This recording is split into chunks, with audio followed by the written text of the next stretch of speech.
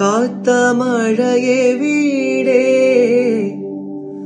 ഒന്നു കൂടേറാൻ